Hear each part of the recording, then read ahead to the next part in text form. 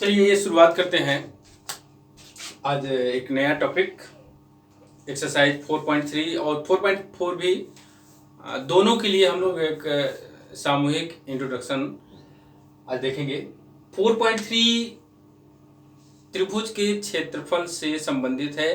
त्रिभुज के अगर तीनों निर्देशांक दिए हों, त्रिभुज के शीर्षों के तीनों निर्देशांक दिए हों तो उसका क्षेत्रफल हम लोग देखिए दूसरे विधि निर्देशांक में हम लोग उसका क्षेत्रफल दूसरी तरह से निकालते हैं, लेकिन हम लोग जब सारणिक विधि का प्रयोग करेंगे तो उसमें किसी त्रिभुज का क्षेत्रफल कैसे निकालेंगे, बड़ी आसानी से निकलता है, बहुत आसानी से निकलता है, एक लाइन में निकल जाता है।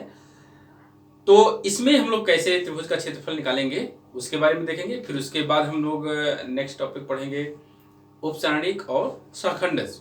तो पहले शुरुआत करेंगे हम लोग त्रिभुज का क्षेत्रफल।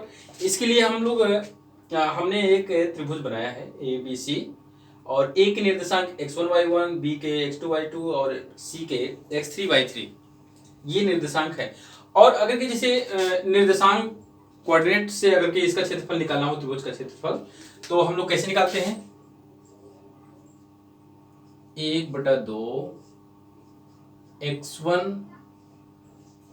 y2 minus y3 plus x2 y3 minus y1 plus x3 y1 minus y2।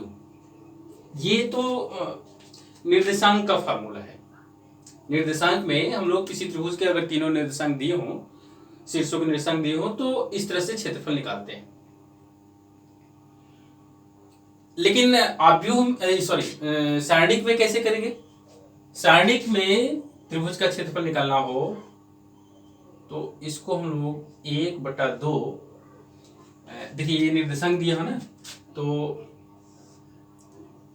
x1 y1 x2 y2 x3 y3 1 1 1 इस तरह से। या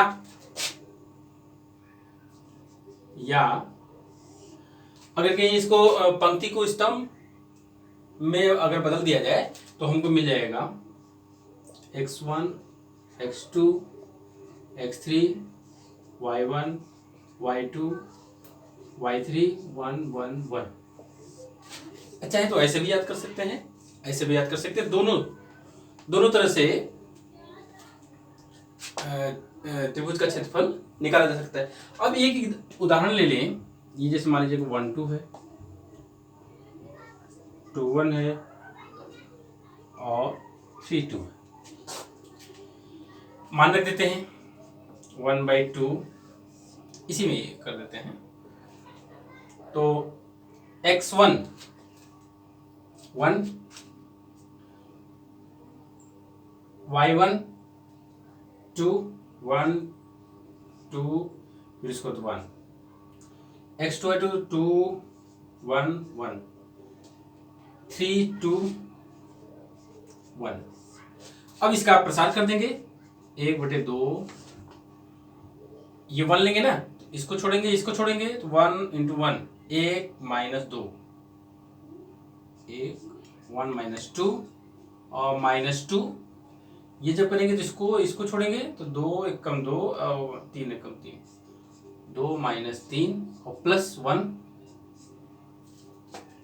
ये छोड़ेंगे तो 2 दूना 4 -3, तो 1/2 यहाँ पर हो गया -1, यहाँ पर हो गया +2 और यहाँ पर हो गया +1।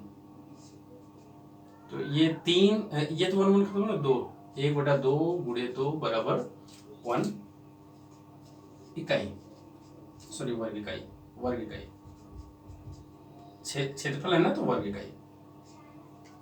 अच्छा, एक चीज मैं बताना चाह रहा था कि अगर कि ये ऋणात्मक आता, इसका मान अगर माइनस आता तो भी हम इसको प्लस लेते, ठीक है, तो भी प्लस लेते। अब लेकिन एक चीज यहां तो हम प्लस कर देते उसको, क्योंकि क्षेत्रफल हमेशा धनात्मक होगा। लेकिन अगर कहीं जैसे इसमें बिंदु के निर्देशांक दिए हों और कोई एक पॉइंट पूछ रहा हो, कोई एक पॉइंट इसमें पूछ रहा है, जैसे मान लीजिए कि इस निर्देशांक में ये इसका मान संख्यात्मक मान नहीं दिया है और क्षेत्रफल दे दिया है, ठीक है। अगर क्षेत्रफल दे दिया है तो वहां पर हम धनात्मक और ऋणात्मक जो भी मान आएगा उसको लेकर के तब गणना करेंगे। अगर क्षेत्रफल ऋणात्मक है तो ऋणात्मक लेकर के गणना करेंगे, लेकिन ऐसे जब कैलकुलेशन करेंगे तो क्षेत्रफल का मान हम धनात्मक लेंगे। इस चीज का ध्यान रखना है।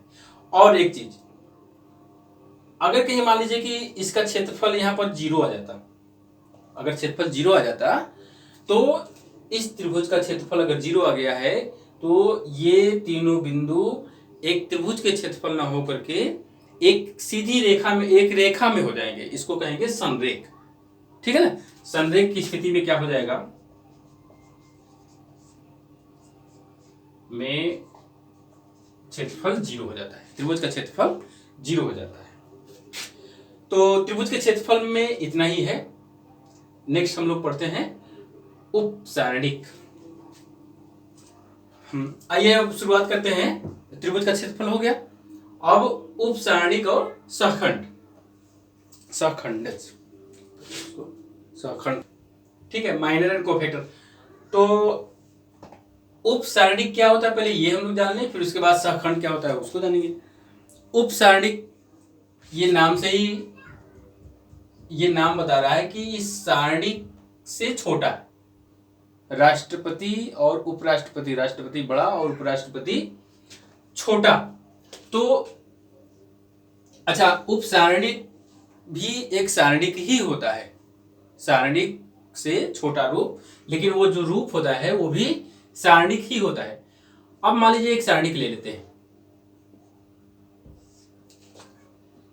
2 3 4 2 4 5 6 7 8, ये एक सारणिक है। अब अगर कहीं इसका उपसारणिक बनाना हो, अच्छा देखिए ये A11 है ना, A12 A13 21 22 23 31 32 33, ये है।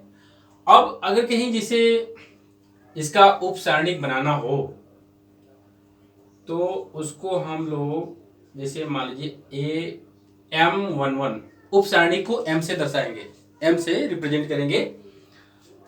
तो M11 यानी कि इसका उपसारणिक ज्ञात करना चाहते हैं तो हम लोग इसको छोड़ देंगे, इसको छोड़ देंगे, ये जो बचेगा उसी को लिखेंगे 4 5 7 8। यहां पर ये भी देखिए सारणिक है ना। इसमें और इसमें अंतर ये हो गया कि ये तृतीय कोटि का सारणिक है और ये द्वितीय कोटि का सारणिक है। इसका मतलब कि अगर सारणिक n कोटि का सारणिक है तो उप सारणिक n-1 कोटि का होगा, ठीक है। अगर 2x2 है तो हमारा सारणिक जो है उप सारणिक 1 कोटि का होगा, यानी कि एक अवयव से पुष्प मिलेगा। अगर कहीं हमारा सारणिक 2x2 का है यानी 4 अवयव वाला है तो हमारे जो उप सारणिक है वो सिंगल सिंगल अवयव के मिलेंगे। तो ये हो गए उप सारणिक। तो M11 M12, देखिए हम ये जो उप सारणिक ले रहे हैं उसमें हम प्लस माइनस ये सब का चीज का ध्यान नहीं दे रहे हैं, अभी सिर्फ उप सारणिक बना रहे हैं।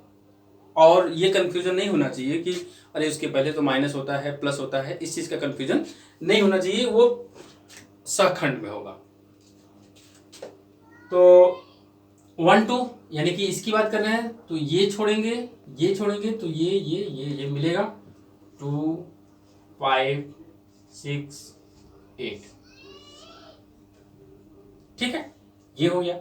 अब इसका मान निकालना होगा तो फिर कैसे निकालेंगे, 4 में 8 का गुणा और फिर इसमें 32 - 35 कर देंगे, तो वो मान नहीं निकाल, हम मान नहीं निकाल रहे हैं, सिर्फ ये बता रहे हैं कि उपसारणिक कैसे बनेगा। एक पंक्ति का मैं बता रहा हूं, देखिए इसमें 9 उपसारणिक बनेंगे, इसमें 9 उपसारणिक बनेंगे। मैं M11 M12 M13 3 बता दे रहा हूँ, बल्कि एक और कर लूंगा।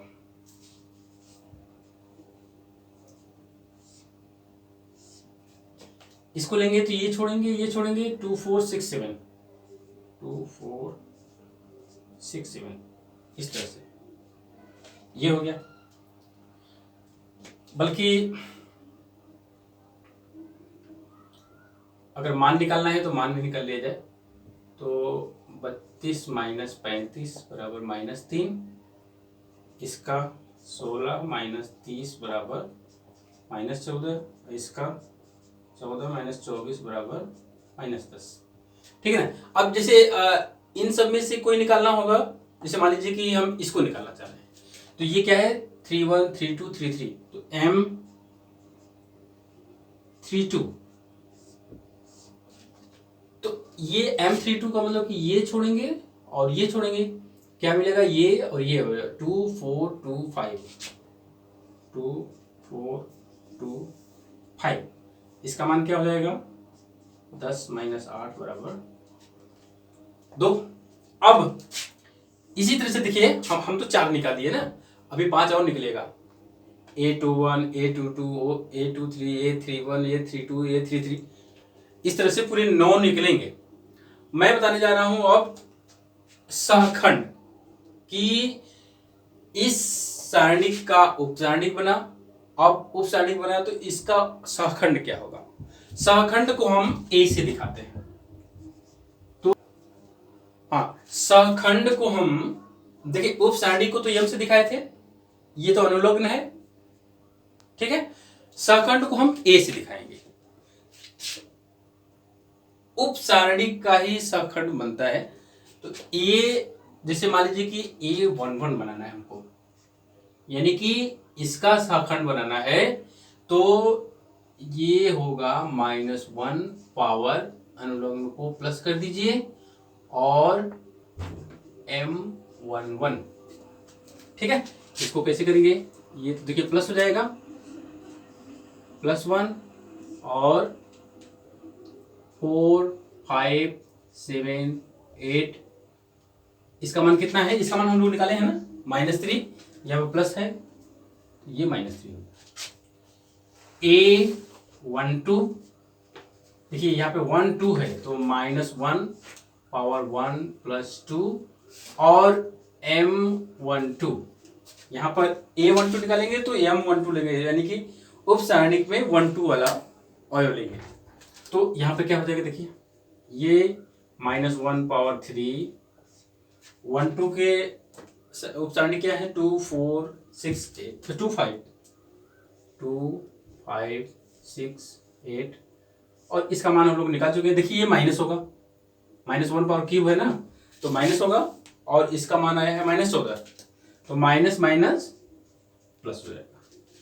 इसी तरह से A13, तो -1 पावर 1 + 3, ये अनुलोम है, यहाँ पे प्लस हो जाएगा, और M13, यानी कि ये देखिए अब -1 पावर 4 हो जाएगा, और M2 4 6 7, 2 4 6 7, ये तो प्लस हो जाएगा, इसका मान कितना है -10, यानी कि आ जाएगा -10, और A32, तो ये हो जाएगा -1 पावर 3 + 2 है, ये जो अनुलोम है उसी को पावर में प्लस कर देंगे, और M32 यहाँ पे हो गया -1 पावर 5, और सारणिक में 2 4 2 5, 2 4 2 5, और इसका मान हम लोग निकाले हैं, इसका मान आया है 2, और यहाँ पर माइनस हो जाएगा, देखिए -1 पावर 8 नंबर है ना, तो -1 और 2 का मल्टीप्लाई कर देंगे तो -2। तो इस तरह से किसी दिए गए सारणिक के उपसारणिक तथा सहखंडस इस विधि द्वारा ज्ञात किया जाता है। चाहे अब अच्छा देखिए, इसमें 9 है ना, तो 9 उपसारणिक 9 सहखंडस बनेंगे, और इसको बकायदा एकदम से खूब अभ्यास कर लीजिए, आगे इसके बहुत से उपयोग होने वाले हैं। जब समीकरण को हल करेंगे तो उसमें जरूरत पड़ेगी, ठीक है। तो इन सबको बहुत ज़्यादा कठिन नहीं है, बहुत ज़्यादा कठिन क्या मतलब, कठिन है ही नहीं, एकदम सिंपल सी चीज़ है। और यहाँ पर दो पदों का गुणा और घटाव है तो कोई दिक्कत नहीं है। तो उपसारणिक और सहखंड में इतना ही है।